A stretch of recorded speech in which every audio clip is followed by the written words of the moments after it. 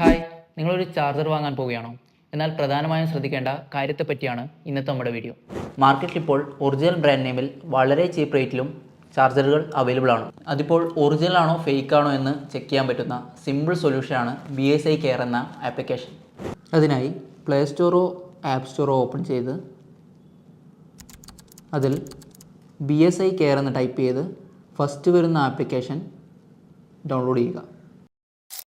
ബോക്സിൻ്റെ ബാക്കിലായി 6 എന്ന് സ്റ്റാർട്ട് ചെയ്യുന്ന ഒരു രജിസ്റ്റർ നമ്പർ കാണാൻ വേണ്ടി പറ്റും.